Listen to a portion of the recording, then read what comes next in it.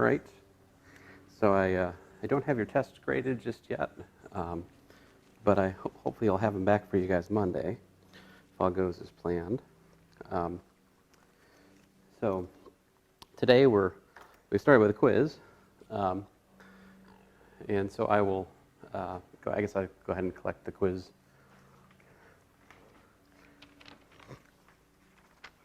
Thank you. Thank you. Let's see here. So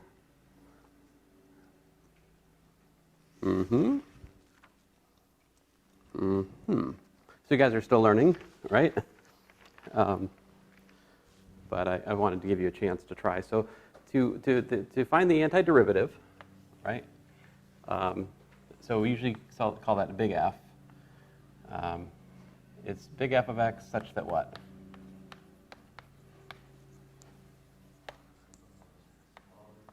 Right, the derivative of the antiderivative is the function which is given again, right? So for this one, we make an educated guess, and the antiderivative is 3/2 x squared plus 2x. Now, you could add a constant to this, but there you go, that's an example. Of course, you could also say, plus 3. It wouldn't be wrong, whatever. But there you go, that's an antiderivative of 3x plus 2. Now, the next one, one of the properties of the indefinite integral, we can basically break it up. It's like integral of x dx plus the integral of sine x dx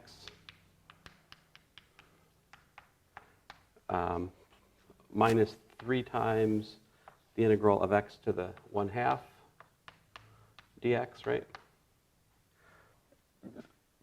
So the first and the third terms here, this is really x to the 1, right?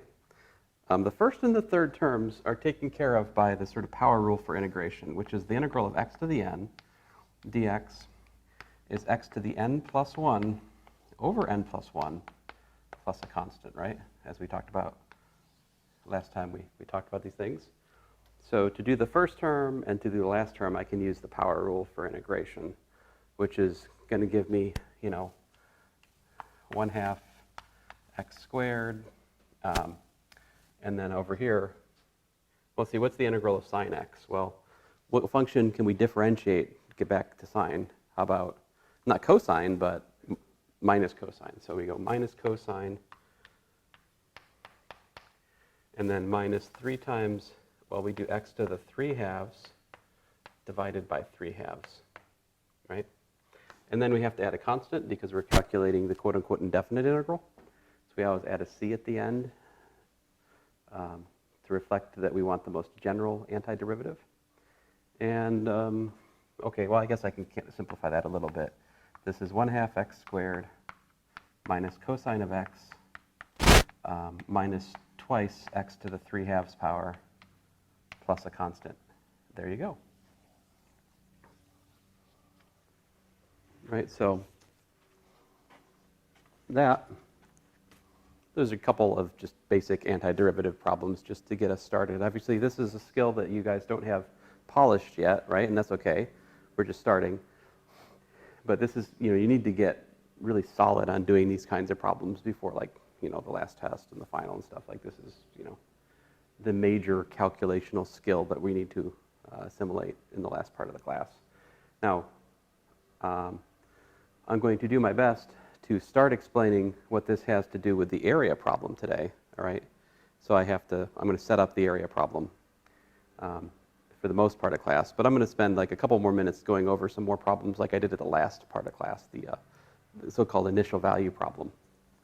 So just to give you a sense of where we're going, I'm going to spend a few more minutes on the initial value problem idea, and then we'll shift over to the area problem. So see if I can find a good initial value problem.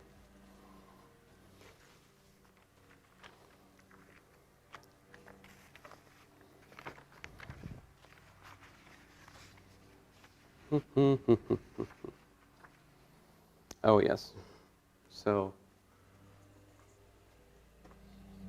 here's an example. I think I did this fast at the end of last class, but I'll do it a little bit slower now. Suppose that the acceleration is dv dt, right? And the velocity is, let's say, dy dt, right? And we say that y is equal to the position at time t, all right?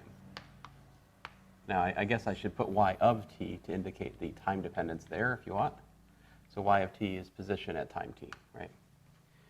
So let's consider the special case that the acceleration is equal to minus g, where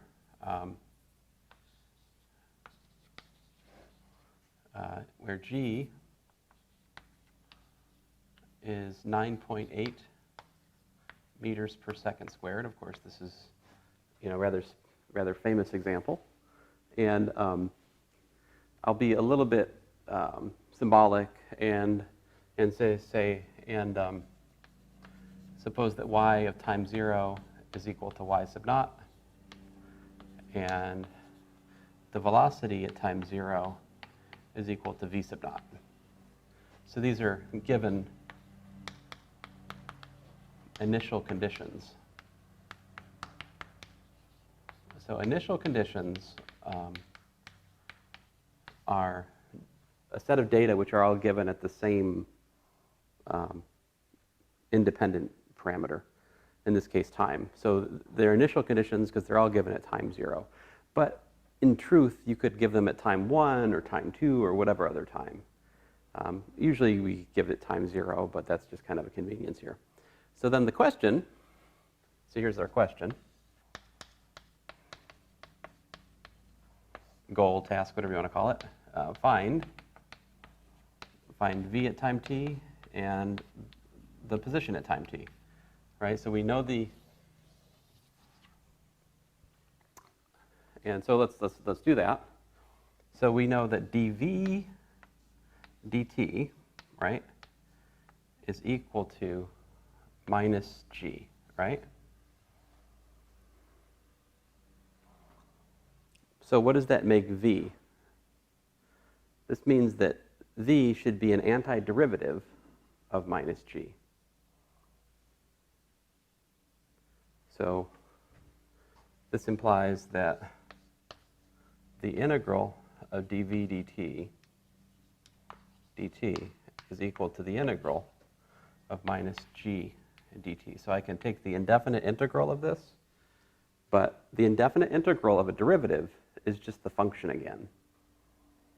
So like essentially by definition, the antiderivative of the derivative is the function again.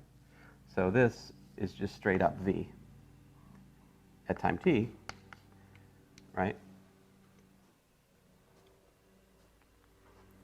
Anyway, if that doesn't make sense to you, you can just memorize this as a thing that we can do. If we integrate a derivative, it just undoes the process again. Up to a constant, all right? There has to be added a constant here at the end of everything because we're doing indefinite integration. So we have v of t is equal to, what's the integral of minus g? Well, minus g is just a constant, right? So I can bring, this is equal to minus g times the integral of dt. What's the integral of dt? Well, the integral of dt is just t plus a constant. So this works out to minus gt plus some constant, all right? And I'll call it C1 because there are going to be a couple of constants in this problem, right? Now, what is C1?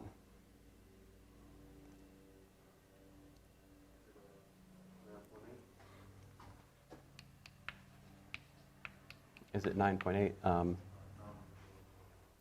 Well, I mean, yes, G is minus 9.8, but like, let's just leave it G. I mean, we could put 9.8 there, but it would really. But what is C1? What else do we know? Well, remember, we're given the initial velocity is v naught, right? So this is a given piece of data. We can use that. See, v of 0 is equal to minus g times 0 plus c1, right? And that's equal to v naught. So therefore, c1 is just the initial velocity, v naught. And so I find the velocity at time t is v naught minus gt. So there you go. That's the velocity at time t. Starts out at velocity v naught, and then as time goes on, it decreases 9.8 meters per second each second. All right. And then next, we go, okay, well, that was fun. How about dy dt? What's dy dt equal to? Well, dy dt is equal to v, right? But what's v equal to? We just figured out that v was equal to v naught minus gt, right?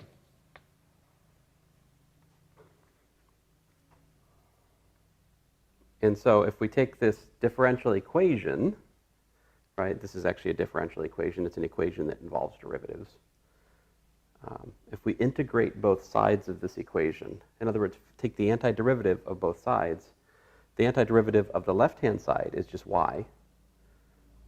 The antiderivative of the right-hand side, well, it is whatever it is, right? So let me write that out. So the integral of dy dt is equal to the integral of v naught minus gt in dt. So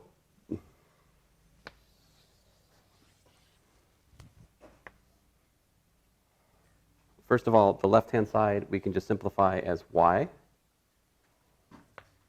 at time t. And what's the integral of v naught minus gt? What can we differentiate to get back the constant v naught? How about just v naught times t, right? So the integral of v naught is v naught times t. If I differentiate this with respect to time, I get v naught. And minus gt, well, that integrates to minus 1/2 gt squared.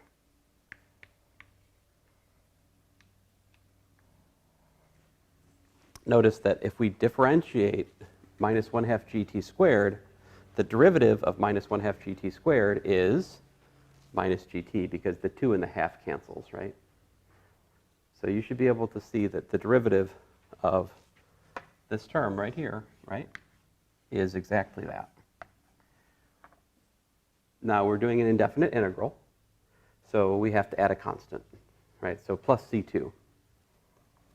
The physical significance of c2 is that c2 could be a lot of different things because, in fact, the initial position could be a lot of different initial positions, right?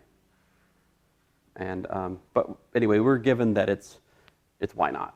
All right, so we're going to have this arbitrary given in our answer. So let's put y of 0. What do we got? Y of 0 is v naught times 0 minus 1/2 g times 0 squared plus c2 is equal to y naught. So what's y naught equal to? c2 is, in fact, equal to y naught in this case because the other stuff's 0. And lo and behold, we have the answer. Y of t is equal to y naught plus v naught t minus 1/2 gt squared. There you go. That's the position as a function of time under constant acceleration motion. And of course, these are the kinematic equations that we learn in high school physics to describe like a ball being thrown up vertically and dropping back down, right?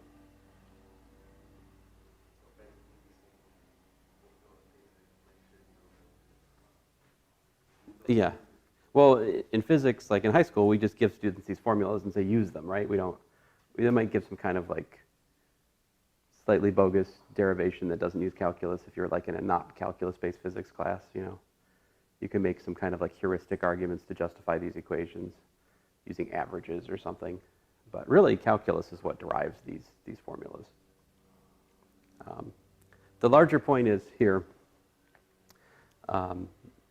the physical significance of that constant we add in the antiderivative is to allow for different initial conditions, all right? Here, one more example, and then we'll move on to the area problem. Actually, two more examples.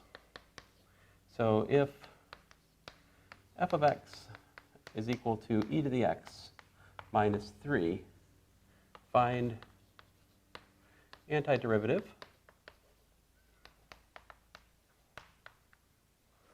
f of x for which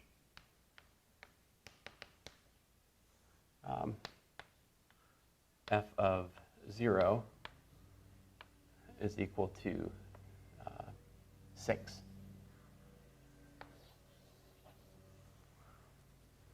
All right. So can you guys do this?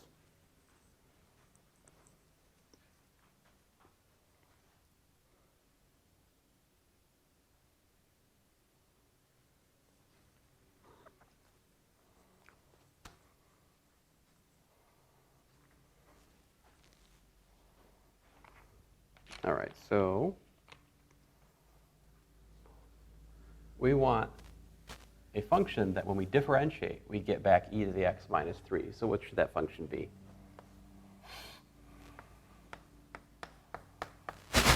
We can use the integral of e to the x minus 3.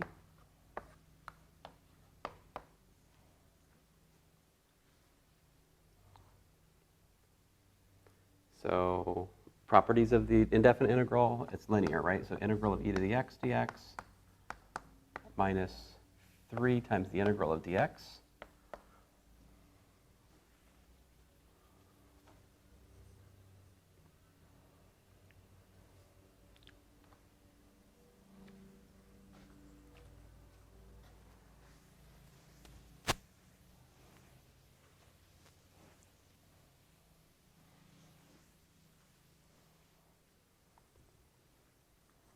maybe I should be making a catalog of integrals that we know, right? So, fun facts. Well, here what I'll do is I'll put basic integrals. These are integrals that, you'll want to put this like later in your notes because this example will take us about a third of a page to finish. And then after that, maybe you want to start this table again. I don't know. But first of all, the integral of a constant dx, well, that's just equal to, let me use the constant. Let me make the constant a instead of c. And that's equal to ax plus c. Right? Because if you differentiate ax plus c, you get back a, right? So the integral of a dx is just ax plus c. The integral of x dx is 1/2 x squared plus constant, right? We've seen that. The integral of x to the power n dx is 1/n plus 1, x to the n plus 1 plus a constant for n not equal to 1, right? N not equal to minus 1, I should say, right? The integral of 1/x dx, what was that equal to? Natural log absolute value of x plus a constant, right? Because if we differentiate the log of the absolute value, we get back 1/x. For this one, we need the integral of e to the x, right? Integral of e to the x dx is equal to e to the x plus a constant. In contrast, the integral of a to the power x dx is 1 the natural log of a times a to the power x plus a constant. We also know integrals of sine and cosine, right? Integral of sine x dx minus cosine of x plus a constant. Integral of cosine of x dx is sine of x plus a constant. We haven't talked about sinh or cos yet, right? But what's the integral of sinh?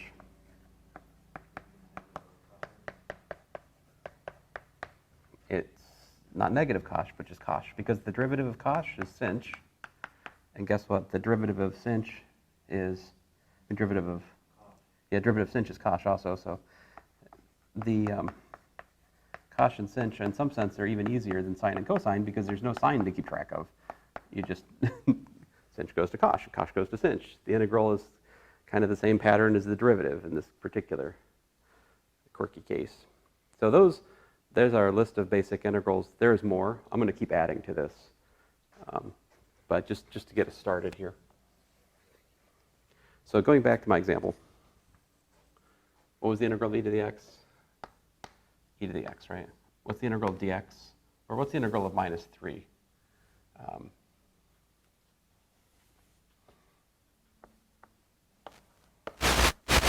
So I can look at this as like a equals to minus 3 in that pattern. So that's just minus 3x.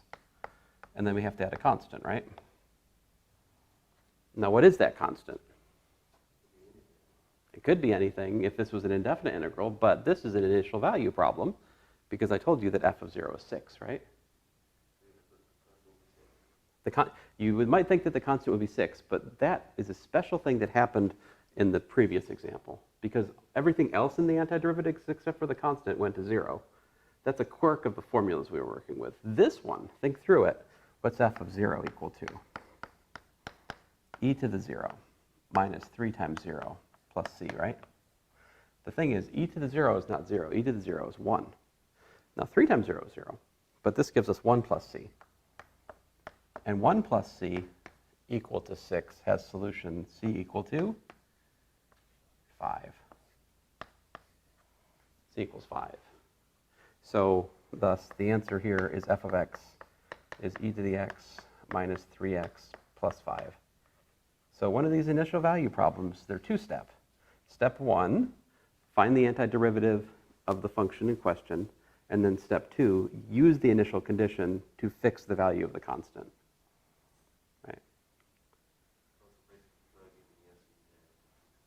Right? Right. Now, let me just give you a little bit more context to this example. What we've just done, actually, is we've solved the differential equation.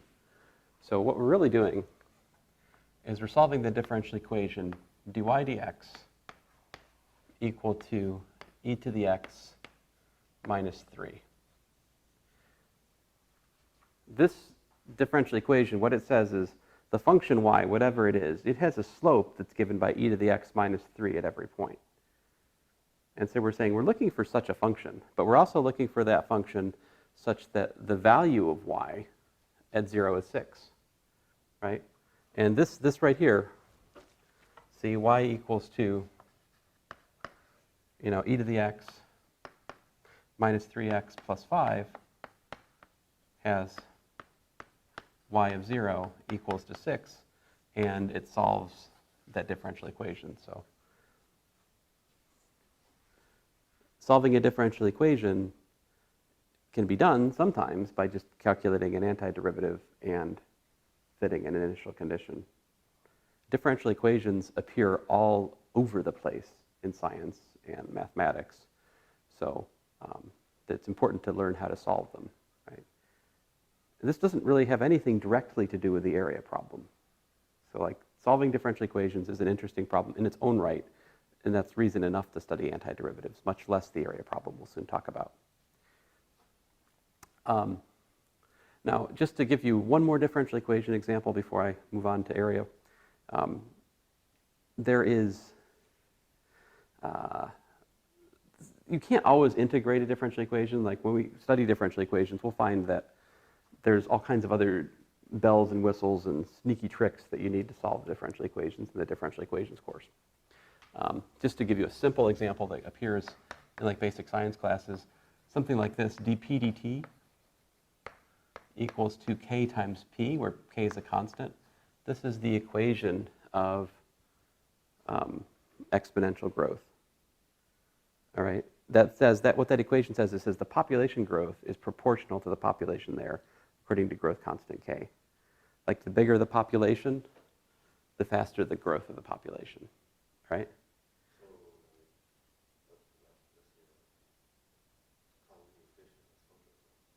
A group of fish, bacteria in a dish, rabbits, all of these things, as long as there's no scarcity of resources. See, the thing is, it's more complicated than that. Well, yeah, this is sort of unbounded growth. If growth can be just left in the wild, if it's uninhibited, it tends to be exponential growth. Now, the term exponential growth, right? Well, this is very quick. I'll show you why. So the question is, how do you solve a differential equation? To solve a differential equation, you have to give a function, a formula for p that solves that differential equation, right? So just an educated guess at the moment is all we can do because we don't know techniques, but this is an educated guess. P of t is equal to like some constant, let's say big C times e to the kt. If we differentiate this, what do we get? dp dt. So I pull the constant out, right? What's the derivative of e to the kt?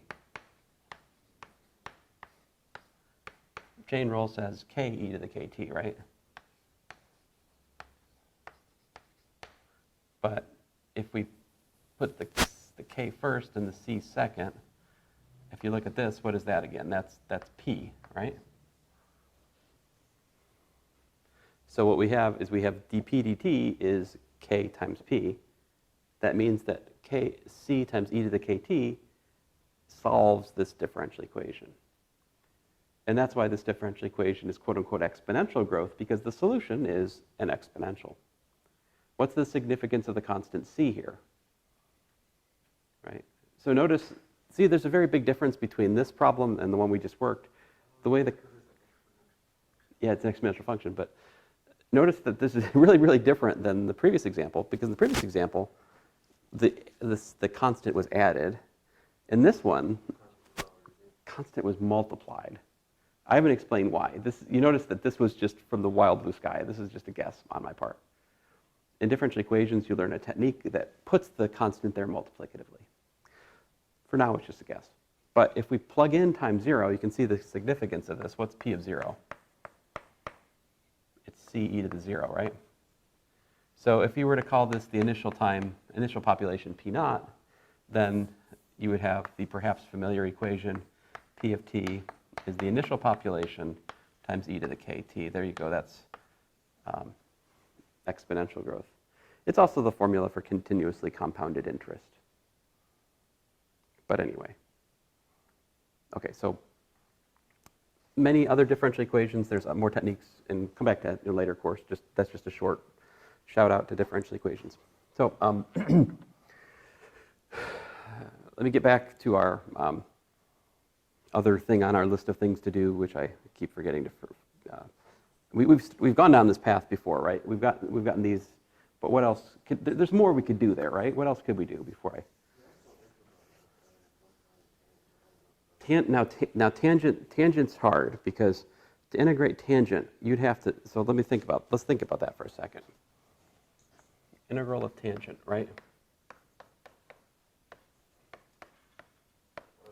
Whatever you put in this box, right? Whatever you put in that box, when you differentiate that, you have to get back to the integrand. Whatever goes in here, the derivative has to take us back to there. So, can you guess something that? Oopsie. Sorry, folks. The folks not here. I was off the side again. My bad. So it's right there up in the corner. You guys can see it. And then we're back over here now.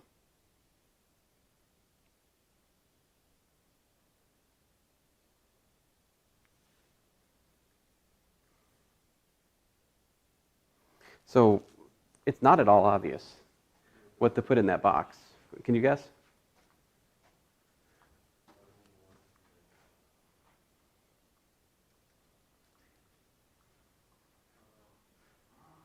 Yeah, we're gonna leave that. We're gonna leave this as a question mark because, in fact, this is something we'll learn how to integrate, but we need a technique called U substitution to do that later on, and even then, it's a little bit of a tricky one for us this semester. But on the other hand, something that looks more complicated is actually easier. So what can I differentiate to get secant tangent? What the derivative of what is secant tangent?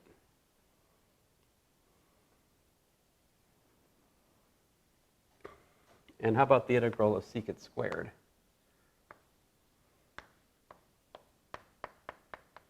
What's the derivative of what function is secant squared? Well, I'll remind you, the derivative of secant is secant tangent. So this is secant of x plus a constant. Because if we differentiate secant, we get secant tangent. The integral of secant squared, that's tangent, because the derivative of tangent is secant squared.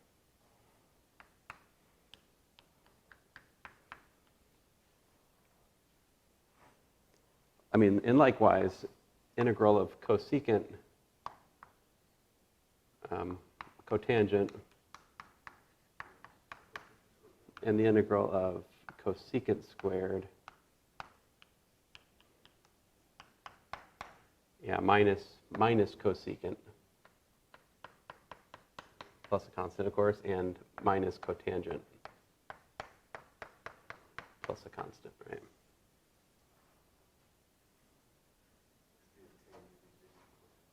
Yeah, tangent's harder. Like tangent, like I could tell you the answer.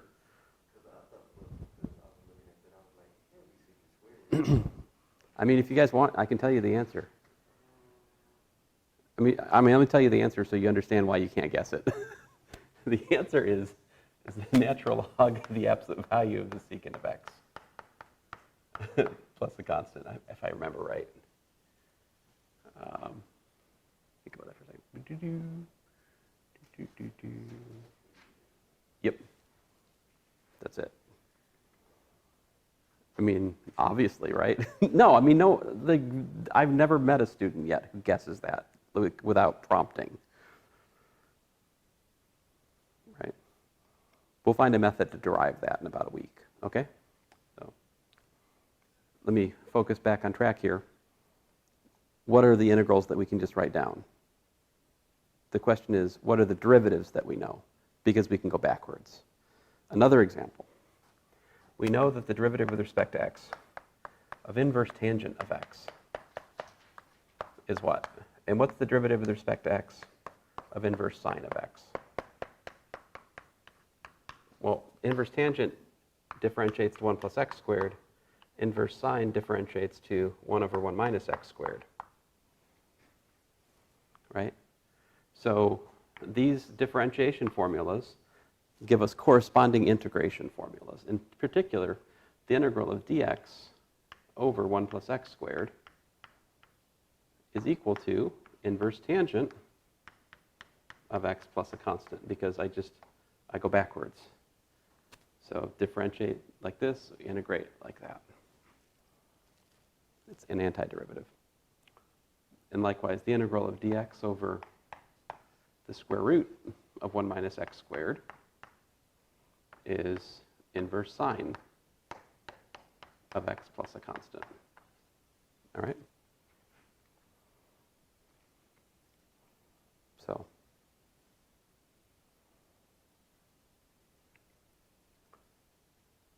now I think we also found like derivative of inverse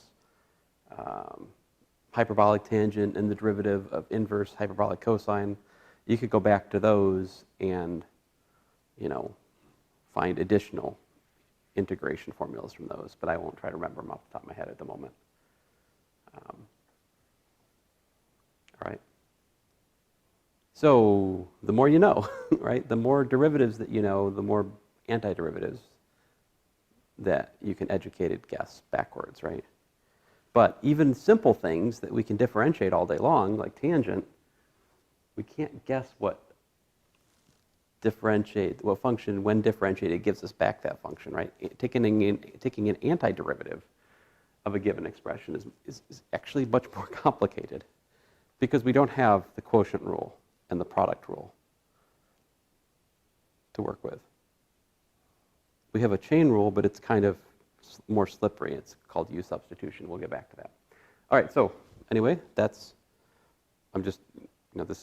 you need to memorize these. You need to get comfortable with them. You need to, work the homework on these things until you're, really solid on it. It's important. All right, so I'm going to turn the page now and talk about the area problem. But in fact, to talk about the area problem, we first have to talk about something called a sequence. Have you guys ever talked about sequences before?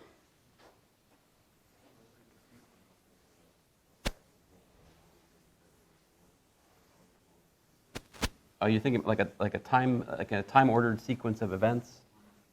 Like you have a first date, then you have a second date, then you have a third date, or something like that?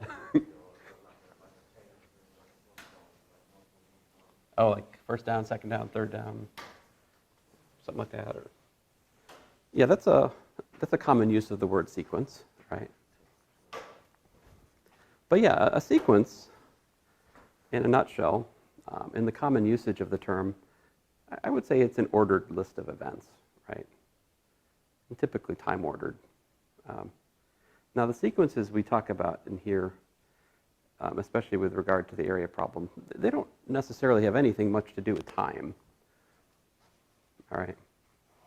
But let me just give you definition.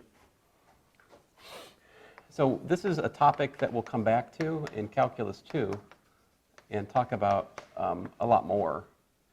So I'm just going to give you just the raw basics, because it's really just a language we need to set up a definition, and then we'll find a theorem that kind of supplants this stuff for the most part. But I think it's good to talk about it. So what is a sequence? A sequence, definition, sequence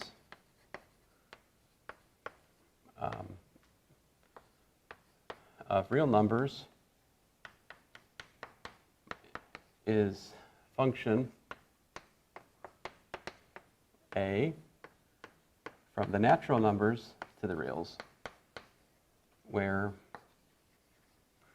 we denote A of n equal to A sub n,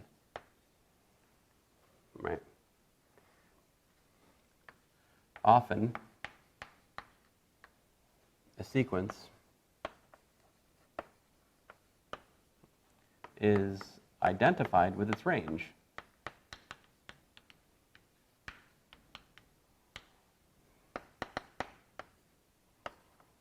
So people say stuff like, it's a sequence, like A sub n. N equals 1 to infinity. And that's straight up A1, A2, A3, like that. So, but I mean, technically speaking, if you think about functions for a second, this list of values is actually the range of the sequence, right? The domain is the natural numbers. And yeah. So what are some examples?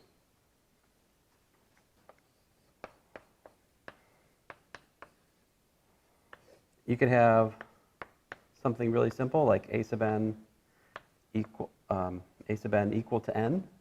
I usually don't use n. Let's say, oh, I guess I have A sub n equal to n. So what would that look like? A1 is 1, A2 is 2, and so forth, right? So, you know, instead of writing this, let me write it out in like the curly bracket notation.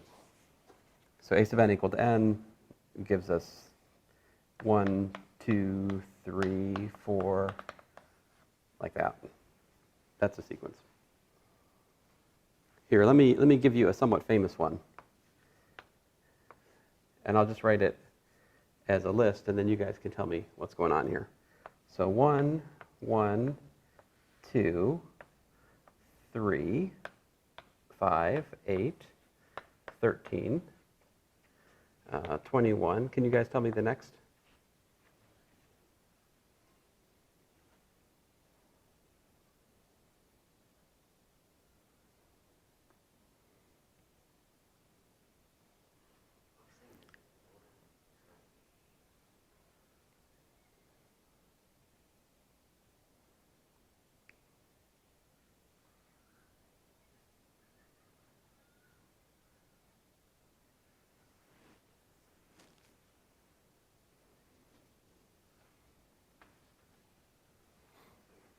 What's that?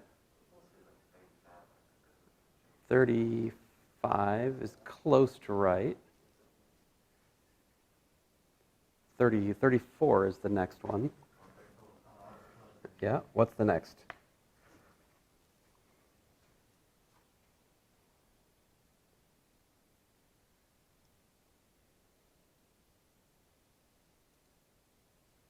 All right, here, let me. Example 3, here's another one. 1, 8, 27, 64, 125. Can you tell me the formula for a sub n?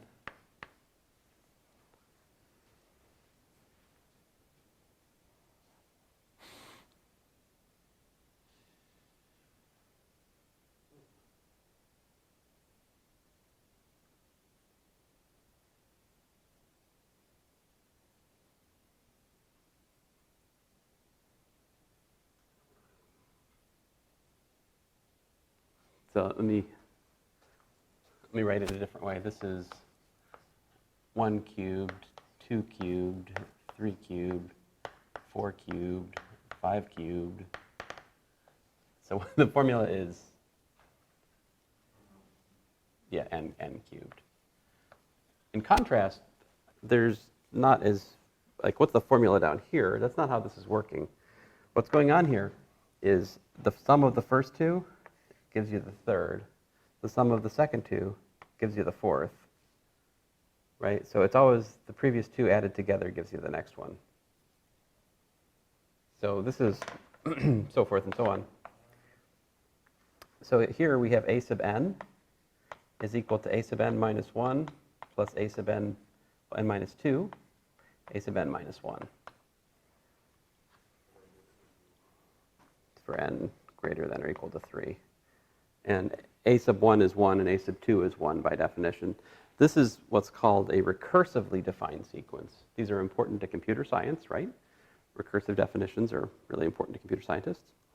And this particular one is rather famous. This does have to do with rabbits. This was allegedly discovered by some monk back in like the, I don't know, whatever, 11th century or something. Fibonacci. This is the Fibonacci sequence. Yeah. That one has no special name. Number 3 doesn't have a special name, but I discovered this sequence once when I was staying with a nice little old lady. Her son came in. I was at the bank today, and we were looking at the newspaper, and we couldn't figure this out. There was this list of numbers. It was 1, 8, 27, 64, 125. I don't know what's the pattern. And I was like, those are cubes. So for me, I like to think about numbers a little bit, you know, especially powers of numbers, but ordinary folks don't typically care that much. But anyway, so here's some examples of sequences. Every last one of these examples is an example of a divergent sequence. Example 4, if we have a sub n equal to inverse tangent of n, right? If you looked at that, you'd have inverse tangent of 1, inverse tangent of 2, so forth and so on, right?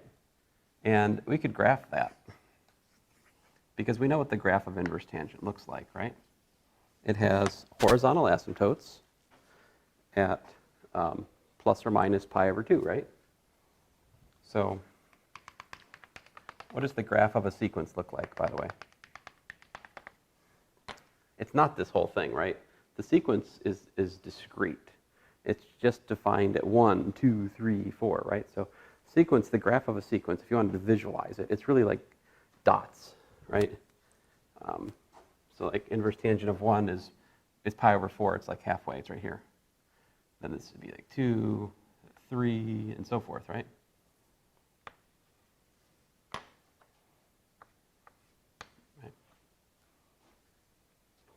So in this case, you could say that the limit as n goes to infinity of inverse tangent of n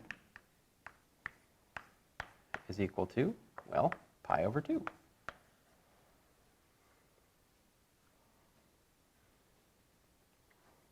But, I mean, to be fussy, this is a different notion of limit than the one we talked about already, right? We talked about the continuous limit. We talked about the limit of a function of a continuous variable. Now I'm talking about the limit of a sequence, but the definition is just the same. All right?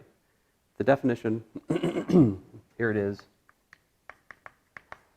If for each epsilon greater than 0, there exists big N in the natural numbers for which n greater than or equal to n implies the absolute value of a sub n minus L is less than epsilon, then the limit as n goes to infinity of a sub n is equal to L. So there you go. This is the definition of the limit of a sequence. It is verbatim the same thing we said for a continuous function. It's just instead of looking at x past a particular point in the real number line, we're looking at all the integers past a particular integer. They have to be sufficiently close, arbitrarily close to the limiting value. So like here, the L is pi over 2, you know. And if you go far, far, far enough out, you can pick an n such that beyond that point, you're within this far, plus or minus epsilon of the limiting value. So it's the same picture as before. And everything we learned about limits of continuous functions at infinity, it's still true for sequences, right? So like examples 1, 2, and 3, the limit limit of a sub n as n goes to infinity, it's infinity for every one of these. They're all divergent sequences. Okay? Now, let me give you some examples of some sequences that we can calculate that are kind of less trivial and a little bit interesting, and well, they're historically interesting at least. Let's see here.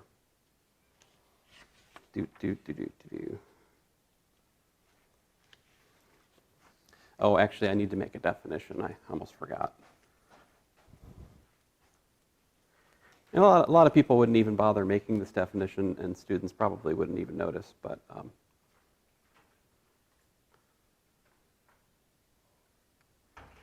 we'll go ahead and do it. So I want to talk about finite sums.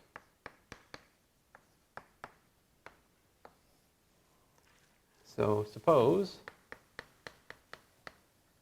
that a sub j is a real number, all right, for j a natural number. Remember that the natural numbers are 1, 2, 3, and so forth in here, right? Okay. Then define the sum j equals 1 to 1 of a sub j. Well, that's just going to be a sub 1, right?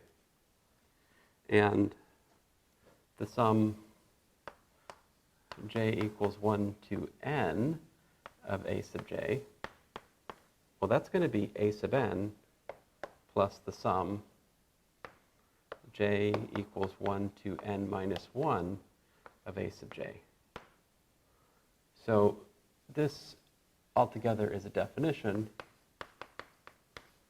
and this, much like the Fibonacci sequence I just shared with you guys, is a recursive definition.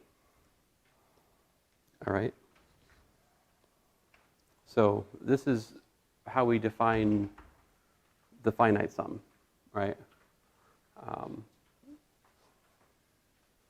And so, like I was just saying, this is defined much like the Fibonacci sequence. The finite sum is defined recursively. Like, what's the sum of n things? Well, it's that one more thing plus the n minus 1 things you already added together, right?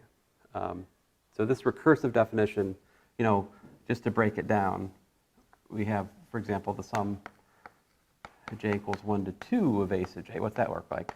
Well, my recursive definition says it's a sub 2 plus the sum j equals 1 to 2 minus 1, which is 1, right? But by definition, that's a sub 1. So, of course, this is a sub 2 plus a sub 1, right? And not to bore you anymore, but this gives us a careful definition of the finite sum. And like, most people would just kind of go, okay, so the sum j equals 1 to, let's say, n of a sub j, that's a sub 1 plus a sub 2 plus dot dot dot dot plus a sub n. All right, that's like the finite sum, right? But technically speaking, these things should be defined recursively if you want to prove something carefully about it. And anyway, so these are summands. There are n summands here.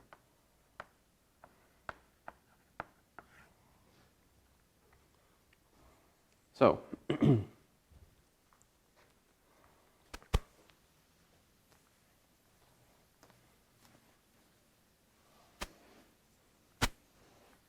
that's the kind of notation we need to tackle the area problem, right?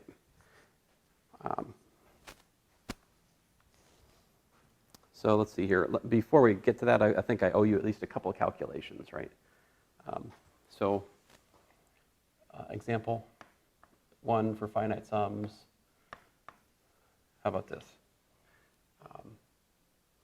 What's the sum of j equals 1 to n? So that's like 1 plus 2 plus 3 all the way out to n.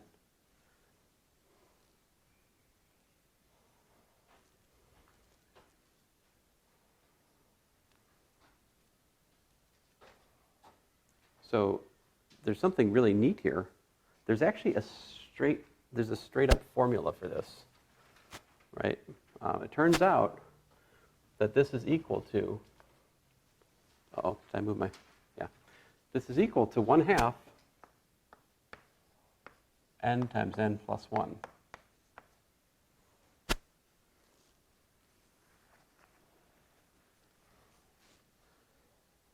I mean, let's try that out. Let's like add the numbers from 1 to 10. What do you get?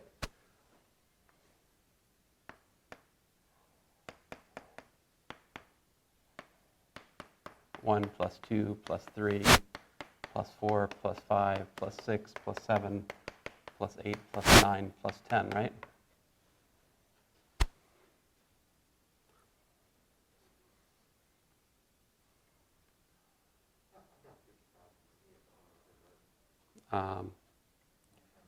Yeah, I mean, there's various approaches.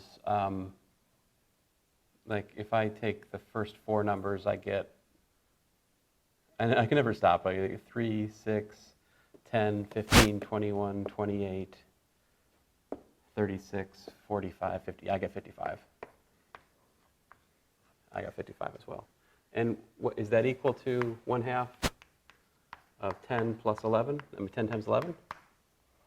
Is 5 times 11 55? Yes, it is. Right. So, okay, great. It worked for 10. How do I know it works for n? Right? Do you guys know how we prove these sorts of things in mathematics? We plug it in. You find it in a book, plug it in. No. I mean, potentially. But we can use something called proof by mathematical induction. So what's proof by mathematical induction?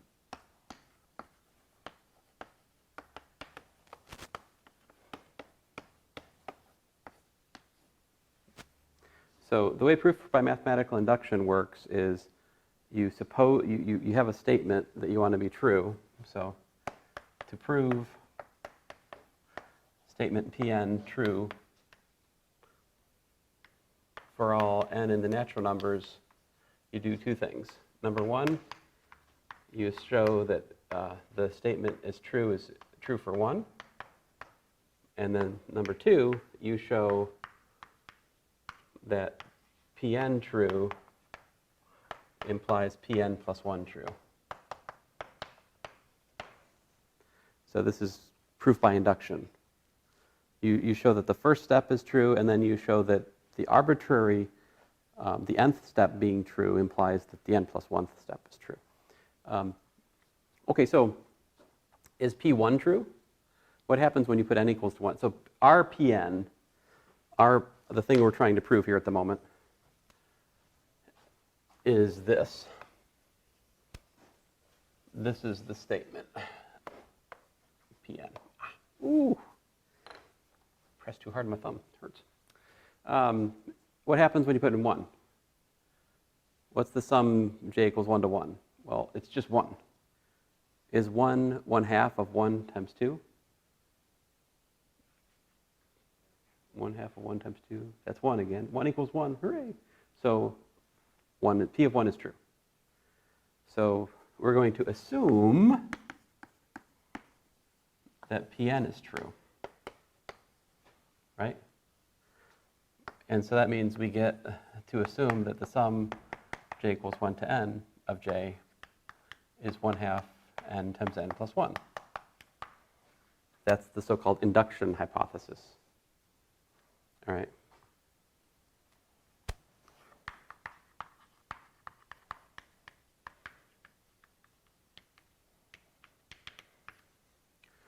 Now we consider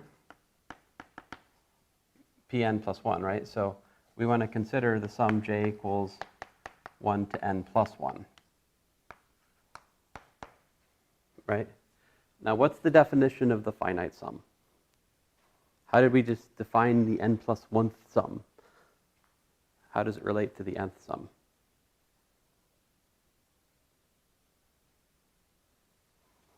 Well, remember, it's the n plus 1th term, which in this case would be n plus 1, plus the sum j equals 1 to n. So this is by definition of finite sum. All right. Now,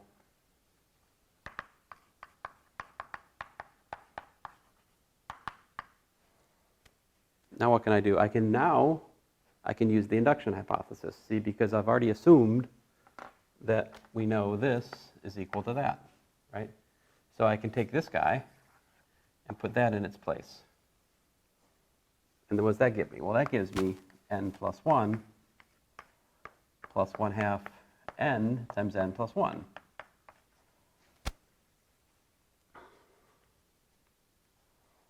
And now I need to do some algebra. So I can pull a half out.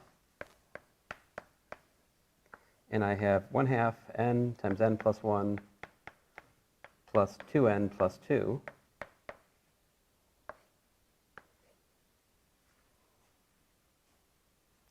Or I probably should have just left that 2 times n plus 1. That would have been smarter. Right? Because then you can factor by grouping and get 1/2 n plus 1 times n plus 2. N plus 2 is n plus 1 plus 1. So what we have is we have that if we add the numbers from 1 to n plus 1, we have 1/2 n plus 1 times n plus 1 plus 1. This is the statement for n plus 1. This shows that P of n plus 1 is true.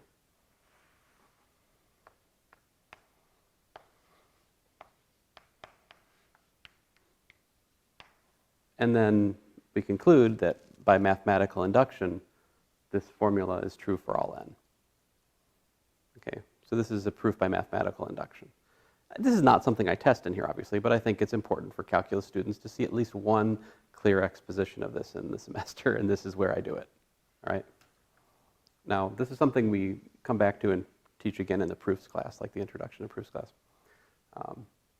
It'll come up in number theory. It'll come up in a lot of places. But this formula at least goes back. I mean, I'm not sure who discovered it first, but it was known to Gauss as a child. So there's a famous story when Gauss was like a kindergartner, and the teacher tried to waste their time. He was like, "Get your," they had slates then, like little chalkboards, self chalkboards, the kind of the precursor to whiteboards, right? But they each had a slate at their desk, and he's like, add up the numbers from 1 to 100, right? Trying to buy himself some time to do something. Gauss goes 5,050. Writes it on his slate without any work and just puts it down. It's like,